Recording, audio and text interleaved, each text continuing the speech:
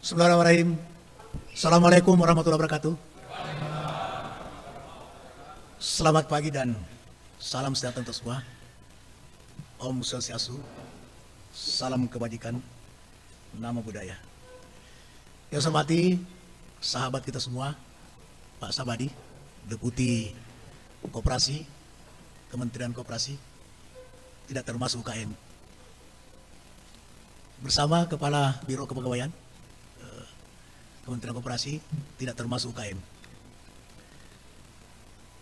Prasehat, hadir senior kita, Mayor Jenderal Purnawirawan Pak Nahrawi. Terima kasih atas kehadirannya. Dengan seluruh Dewan Prasehat, Majelis Pakar, Ketua Dewan Pengawas dan seluruh anggota pengawas, sahabat-sahabat para wakil ketua umum dan seluruh pimpinan paripurna, Ketua Dekopinwil Indonesia, baik yang hadir secara langsung maupun online, sahabat-sahabat ketua-ketua induk koperasi, anggota Dekopin, Ketua Dekopindas Indonesia yang hadir secara online, hadirin hadirat yang berbahagia.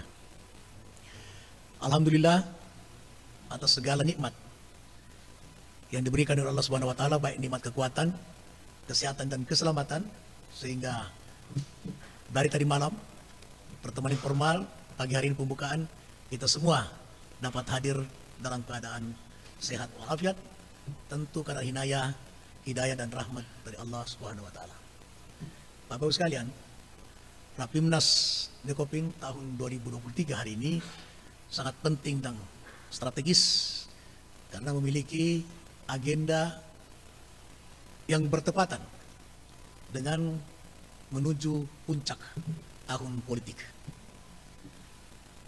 Rapimnas memang memiliki tugas untuk merumuskan hal-hal yang bersifat strategis. Pemikiran tentang bagaimana memposisikan koperasi sebagai wadah tunggal gerakan koperasi Indonesia untuk memperjuangkan kepentingan seluruh anggota koperasi, seluruh gerakan koperasi. Perlu saya menyegarkan kembali dan mengingatkan kepada kita semua apa yang melatar belakangi kongres pertama daripada gerakan koperasi 12 Juli 47 yang melahirkan lembaga gerakan koperasi bernama Sokri. Dan kenapa undang-undang koperasi juga menyatakan bahwa Dekopin itu tunggal. Saya perlu segarkan supaya daya ikatan kita akan terus untuk kita berjuang bahwa Dekopin harus tunggal, tidak boleh ada yang lain selain dari Dekopin. Secara akar budaya dan secara filosofis bahwa jati diri bangsa Indonesia adalah kegotong royongan, dan kegotong royongan adalah jati diri koperasi. Kemudian tegas di dalam undang-undang koperasi, asas koperasi adalah kekeluargaan. Kekeluargaan itu menghadirkan kegotong royongan. Kegotong royongan itu menghadirkan kebersamaan. Itulah secara filosofis, secara ideologis yang menghadirkan bahwa organisasi untuk memperjuangkan kepentingan koperasi itu adalah tunggal Dewan Koperasi Indonesia. Jadi ketika ada orang Indonesia, siapapun dia, yang berpikir tentang bagaimana kelembagaan koperasi boleh banyak, maka itu tidak sesuai dengan jati diri bangsa Indonesia dan tidak sesuai dengan jati diri koperasi. Itulah kemudian Bapak Ibu sekalian, Pak Sabadi, di dalam Rapimnas ini kita akan membahas dua hal yang bersifat substansial strategis. Yang pertama adalah sikap kita, pandangan kita tentang RUU yang sudah dirancang oleh Kementerian Koperasi tanpa melibatkan Dewan Koperasi Indonesia yang sah. Rapimnas ini harus mengambil sikap dan keputusan dengan berdasar kepada filosofis, ideologis, konstitusi. Dan yang berlaku sekarang ini adalah tetap Undang-Undang Koperasi nomor 25 tahun 1992. Bapak Deputi, kami sudah membahas rancangan RUU yang ada dan ampresnya sudah keluar dan sudah ada di DPR. Dan secara personifikasi anggota legislatif telah berkomunikasi dengan saya. Dan rapat paripurna Dikopin telah mengambil sikap, dan sikap itu akan dibawa ke dalam forum Rapimnas. Tetapi setiap konsepsi yang mengarah kepada sebuah keputusan, apabila prosesnya lahir daripada kebersamaan, musyawarah mufakat, kekeluargaan, apapun pusat Rapimnas ini tetap bisa dibicarakan dengan Kementerian Koperasi tatkala Kementerian Koperasi kembali kepada kesadaran konstitusi. Ini bukan hal yang mutlak, tapi masih bisa kita musyawarahkan. Tapi sikap kita adalah di dalam Rapimnas ini akan kita bahas. Bapak Deputi dan hadirin yang saya sampaikan, bahwa beberapa hal yang berkaitan dengan RUU tersebut ada hal yang paling prinsip. Bukan kita a priori karena tidak melibatkan Dikopin secara institusi dan juga tidak melibatkan Dikopin secara personifikasi, tapi setelah kita mengkaji substansi daripada RUU itu, memang ada beberapa hal yang kita tidak harapkan. Khususnya filosofi tentang koperasi tidak boleh dipecah belah. Karena koperasi berbeda dengan organisasi-organisasi lainnya. Tidak hanya itu, secara filosofis, secara sosiologis, secara ideologis, RUU yang sekarang ini adalah sangat tidak sesuai dengan akar budaya bangsa Indonesia dan tidak mengarah kepada menjadikan koperasi sebagai pelaku ekonomi dominan. Oleh karena itu sikap pimpinan paripurna akan membawa konsep ini ke dalam forum Rapimnas untuk menolak daripada pembahasan RUU tersebut. Dan tergantung Rapimnas. Kalau Rapimnas mengatakan jangan ditolak, kita lanjut ya kita lanjut. Karena bukan paripurna yang menentukan, tapi yang menentukan adalah Rapimnas. Beberapa pasal yang memang harus kita fokus untuk membahasnya. Yang pertama adalah RUU ini berisikan beberapa pasal yang sangat berbahaya bagi organisasi gerakan koperasi karena mengancam peran daripada Dewan Koperasi Indonesia yang dalam RUU itu sama sekali membiarkan gerakan koperasi boleh membentuk organisasinya dengan berbagai macam keragaman sesuai kehendak daripada badan usaha koperasi itu. Dan koperasi ini akan memunculkan pecah belah di antara sesama gerakan koperasi. Ini sangat berbahaya kelangsungan daripada gerakan koperasi Indonesia. Itulah kemudian kita harus menolak. Yang kedua adalah RUU ini tidak memuat beberapa poin-poin penting bagi kemajuan koperasi Indonesia. Sebaliknya, mengkerdilkan daripada usaha-usaha koperasi. Misalnya, tidak ada usaha untuk membentuk lembaga penjaminan daripada koperasi. Harusnya di dalam undang-undang itu, RUU itu harus tegas untuk kita berjuang bahwa harus ada lembaga penjaminan khusus bagi koperasi. Dan yang paling penting sekali juga adalah melibatkan OJK di dalam pengawasan lembaga keuangan koperasi. Karakteristik akses pembiayaan koperasi itu berbeda dengan karakteristik pembiayaan yang dilakukan oleh perbankan. Tidak boleh menyamakan antara akses pembiayaan, kontrol, pengawasan daripada pembiayaan melalui bank dan melalui koperasi. Yang ketiga adalah menyiapkan karpet merah untuk keluarga konglomerat maupun keluarga orang berduit untuk dengan mudah mendirikan koperasi. 9 orang itu cukup mertua, anak, menantu bisa mendirikan koperasi. Pak Sabadi mendirikan koperasi, hambatannya selama ini bukan dari jumlah orang, tapi dari birokrasi yang lalu yang membuat koperasi tidak berkembang pesat seperti yang diharapkan. Bukan karena jumlah orang yang mendirikan koperasi, tapi kesamaan sikap, kesamaan kepikiran, kesamaan kepentingan itu yang harus ditata melalui birokrasi, melalui regulasi sehingga orang Indonesia, masyarakat bisa membentuk koperasi, bukan dari sejumlah. 9 orang Pak Sabadi itu sangat berbahaya. Saya misalnya punya uang 100 miliar atau 10 miliar. Kalau saya pinjamkan, kalau saya simpan di bank, hanya 4-6% per tahun. Tapi kalau saya buat koperasi, anak saya ada 7, mantu saya 5, sudah cukup. Untuk saya dirikan koperasi, saya berikan pinjam 10 miliar, saya putar 3% per bulan, laris itu. Jadi saya mendirikan koperasi berbaju rentenir. Gitu. Ini bahayanya yang luar biasa. Itu yang ada di Omnibus Law dan diadopsi di dalam RUU yang dirancang oleh Kementerian Koperasi tanpa melibatkan Dekopin. Itu yang pertama Pak sekalian. Tapi ini Pak Sabadi masih bisa kita bicarakan. Sepanjang Kementerian Koperasi kembali ke jalan yang benar. Ke jalan yang benar itu adalah konstitusi, bukan siapa-siapa, bukan Nurdin Halid. Kembali ke jalan konstitusi. Saya orang bola. Saya fair play. Saya menerapkan manajemen by system, manajemen by objektif, dimanapun saya berada. Nah, oleh karena itu Pak Sabadi, Kementerian Koperasi harus menjaga konstitusi. Menjaga konstitusi adalah menjaga jati diri koperasi. Jati diri koperasi jelas kekeluargaan. Itu prinsip, itu asas.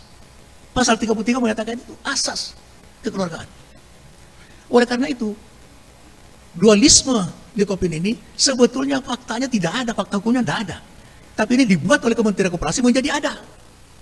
Nah, kalau Kementerian Koperasi kembali kepada konstitusi jati diri koperasi, dia harus mencari jalan keluar. Dan saya orang yang tidak mau menahan sesuatu karena tidak mau mencari jalan keluar. Tapi justru saya ingin memberikan solusi kepada Kementerian Koperasi agar Dekopin ini tetap utuh satu bersama dengan Kementerian Koperasi.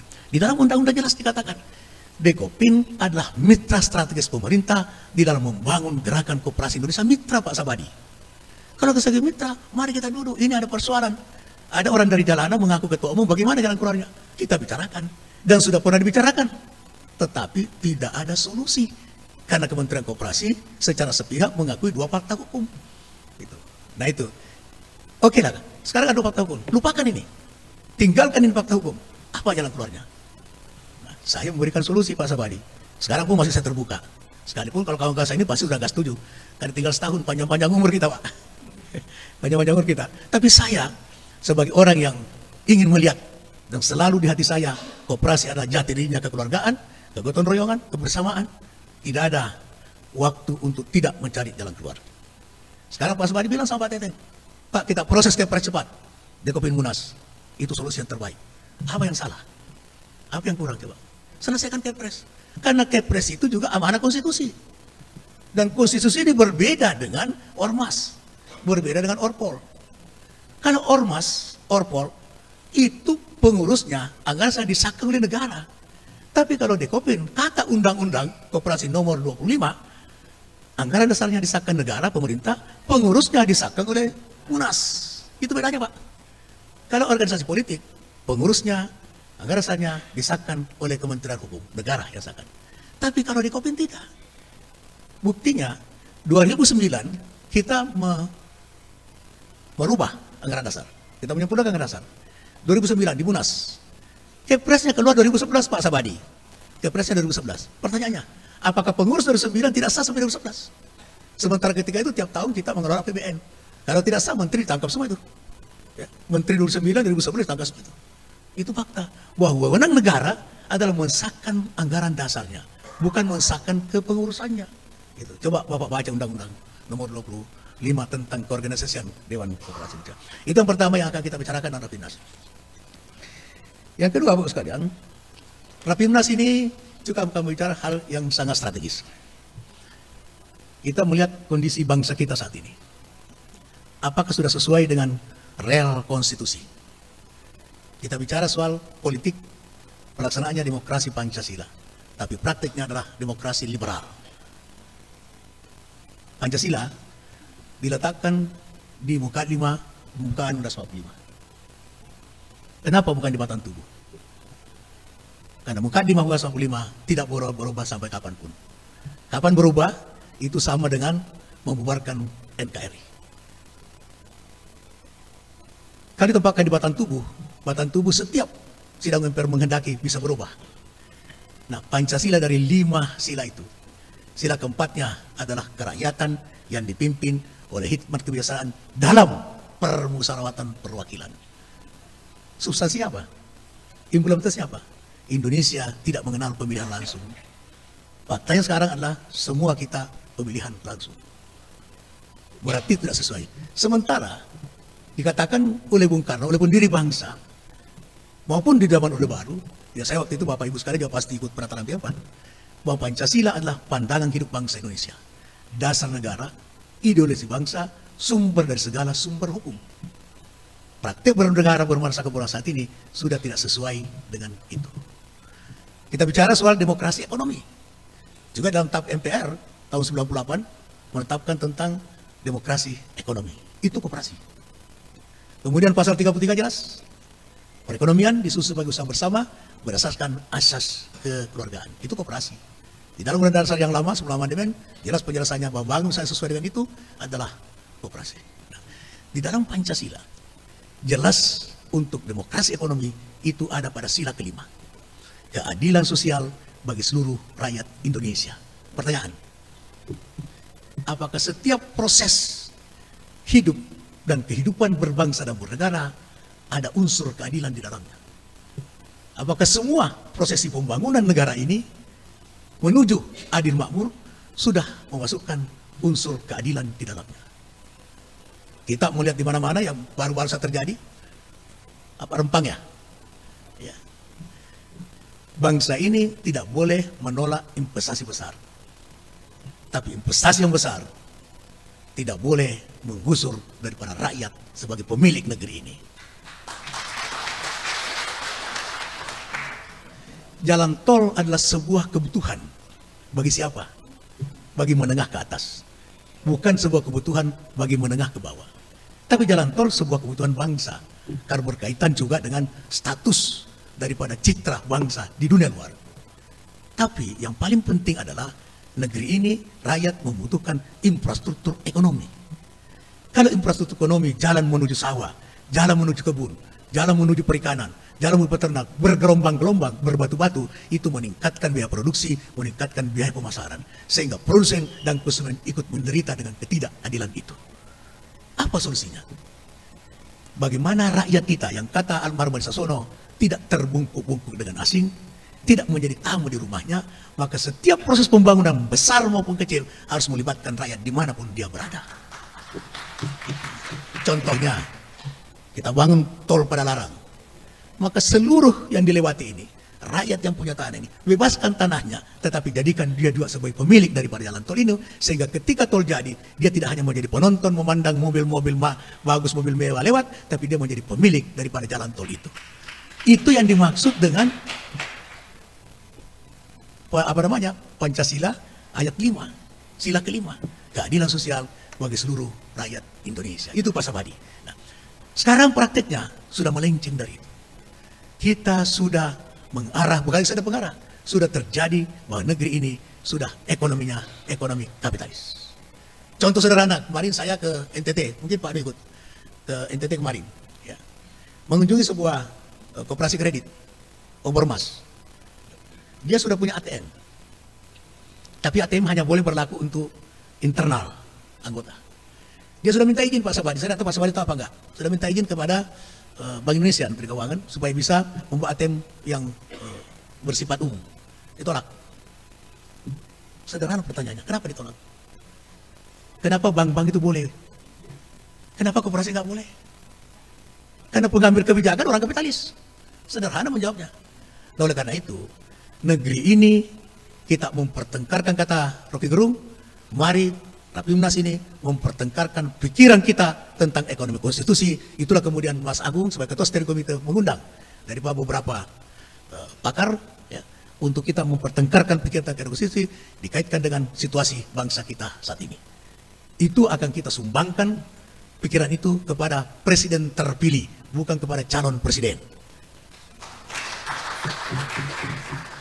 Bapak Ibu sekalian, tahun depan insya Allah kita akan menggelar Rapimnas sekaligus Harkopnas 12 Juli 2024, dan pada saat itu sudah ada presiden terpilih. Oleh karena itu hasil Rapimnas kita ini akan kita serahkan secara resmi di forum Rapimnas akan datang, dan insya Allah mudah-mudahan ada rezeki sehingga di Kopindas Indonesia bisa kita ikutkan. Apa yang kita serahkan? Ya mudah-mudahan nanti Harkopnasnya yang pidato presiden terpilih, dan yang membuka Rapimnas presiden terpilih. Nah, catatannya ada Pak Sabadi, catatannya ada.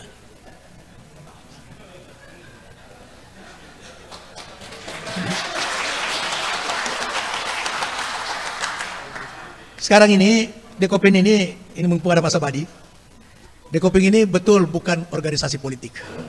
Ya. Tapi figur-figur fungsionaris Dekopin tidak boleh buta politik. Karena politik ujungnya kekuasaan. Politik adalah kepentingan. Kekuasaan, kepentingan linear. Oleh karena itu, kita bertanya dalam diri kita, diri saudara-saudara semua, apa kepentingan kita? Sekarang saja kita kepres saja susah. Pada kita bersama sama Pak Sabadi.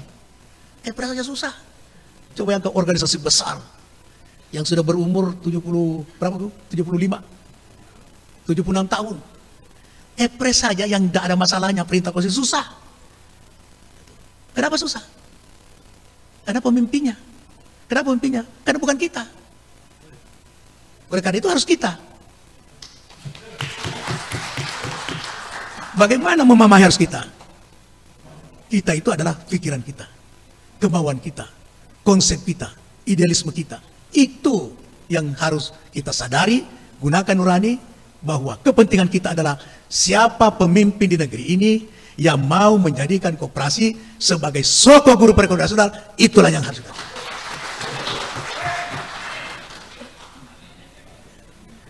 Ini nggak sembarang yang bicara, ini wakil ketua umum Golkar.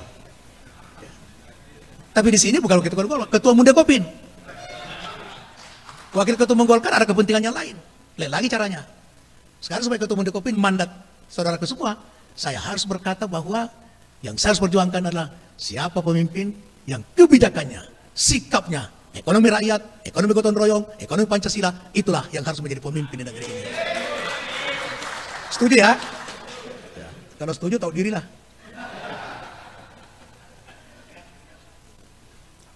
Begini, politik saya katakan tadi kekuasaan. Kalau kita tidak bisa mempengaruhi kekuasaan, maka kita tidak bisa mengharapkan kebijakan yang sesuai dengan kepentingan kita. Tapi kalau kekuasaan itu kita ikut menentukan lahirnya seorang pemimpin kekuasaan, maka kita bisa mempengaruhi kebijakan berdasarkan konstitusi, bukan berdasarkan kepentingan tidak di atas konstitusi. Nah, oleh karena itu, Bapak sekalian, ini sesuai juga dengan idealisme kita tentang koperasi pilar negara yang sudah saya luncurkan di tahun 2015 dan kita sudah putuskan di Munas 2019. Kita sudah punya konsep tentang ideologi tentang koperasi sebagai pilar negara. Saya ingin mengulangi, kenapa harus koperasi? Pertama, koperasi memperkokoh karakter bangsa.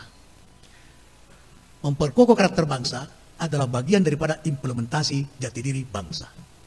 Kalau karakter bangsa ini dibangun atas dasar individualistik, maka itu akan mengancam NKRI. Nah ini Pak Sabadi, kenapa selalu saya mengatakan Bapak Sabadi deputi koperasi bukan UKM. Karena koperasi tidak boleh disetarakan dengan UKM. UKM adalah bagian integral yang harus dibina untuk menjadi koperasi. Gitu. Tapi UKM bukan koperasi, tidak selevel dengan koperasi. Dan siapa yang menyamakan UKM dengan koperasi, itu melecehkan konstitusi. Melecehkan gerakan koperasi Indonesia. Tapi UKM wajib negeri ini harus hadir untuk membinanya, mengembangkannya, mengarahkan berkoperasi. Dulu itu sudah benar, tidak boleh dirubah lagi sebetulnya. Ketika zaman Orde Baru, zaman Pak Bustami Arifin, saya waktu itu mulai dari manajer KUD sampai di Puskut, kita bina yang namanya pengrajin besi, pandai-pandai besi. Ya. Orang per orang diberi bantuan untuk menjadi pandai besi, dikelompokkan dalam satu koperasi. Tahu, tempe dan sebagainya masuk koperasi. Jadi membina usaha mikro menjadi usaha kecil menjadi menengah, ada kewajiban negara hadir untuk itu, tetapi diarahkan untuk berkoperasi. Sekarang tidak. Anehnya di Kementerian Koperasi adalah hanya satu deputi yang mengurus koperasi, hanya Pak Sabadi. Untuk ada Pak Sabadi. Kalau tidak Pak Sabadi habis dari koperasi. Di sana ada deputi UKM, ada deputi mikro. Tapi saya belum mau Pak Sabadi, mungkin saya yang lupa atau saya yang teledor. Saya tidak membaca konsep Kementerian Koperasi dari deputi, kedua deputi itu, bahwa ini usaha mikro dibina untuk tidak berkoperasi. Ini usaha kecil untuk besar, untuk usaha koperasi. Untuk berkoperasi maksud saya. Ini berbahaya Pak Sabadi. Sekarang saja, konglomerat hanya ada berapa? Mungkin hanya ada 316 orang. Dari 65 juta usaha kecil. Tapi dia berwatak individualistis. Dia mengelola usahanya tidak dengan usaha bersama. Tidak dengan kekeluargaan. Kekeluargaan bukan keluarga.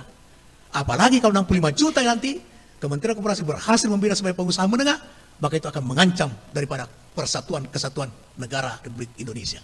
Ini Dekopin melihat itu. Itulah kita hadirkan daripada koperasi sebagai pilar negara. Yang kedua adalah koperasi mengentaskan kemiskinan dan kesenjangan. Bung Hatta mengatakan begini, tidak ada satu lembaga ekonomi yang mampu mengangkat harkat martabat orang miskin kecuali koperasi. Konglomerat, apa bisa dia mengentaskan kemiskinan? Tidak. Konglomerat tetap akan menumpuk modal usaha sebesar-besarnya. Kalau perlu Indonesia ini dimiliki semuanya.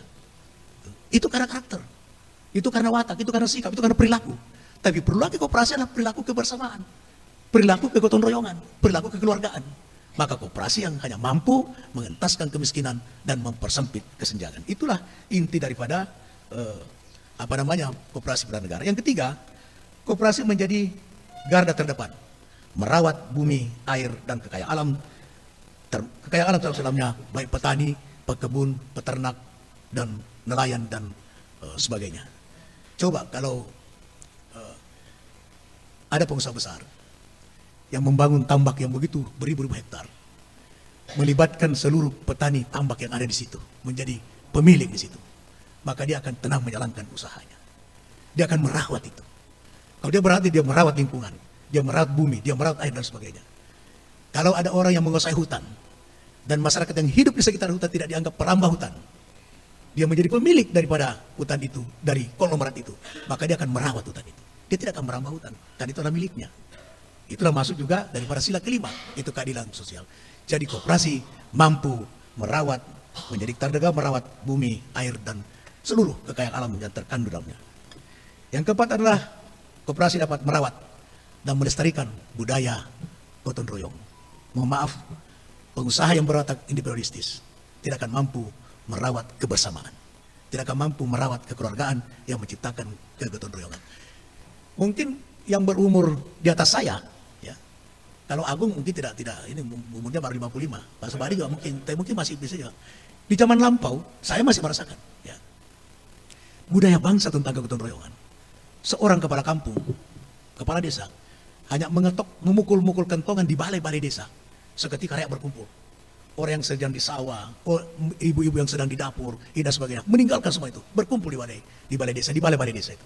Begitu berkumpul, kepala desa atau kepala kampung mengatakan, wahai rakyatku, saya kumpulkan kalian untuk kita kerja bakti membersihkan selokan. Karena sebentar lagi hujan akan datang, kalau selokan tersumbat, akan masuk ke sawah kita tidak bisa menanam karena banjir. Seketika rakyat langsung bergotong royong membersihkan daripada selokan itu.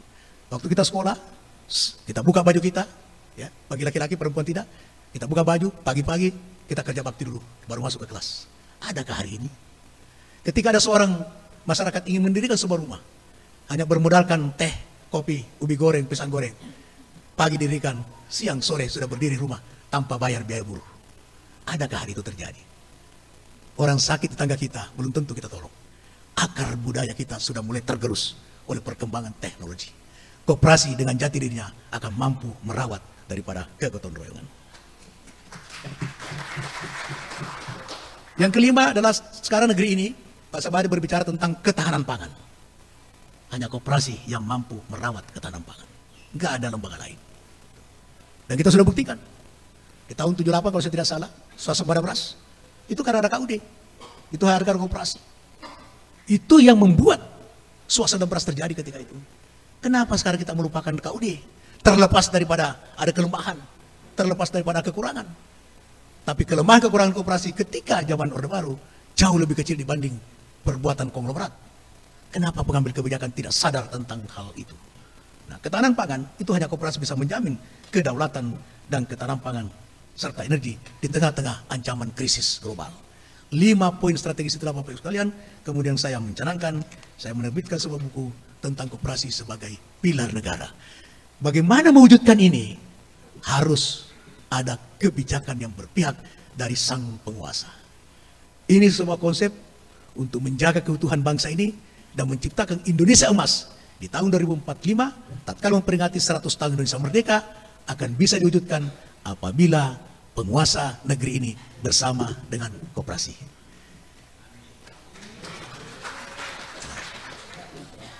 Saya nggak tahu kalau Pak Sabari dukung siapa, nggak tahu ya.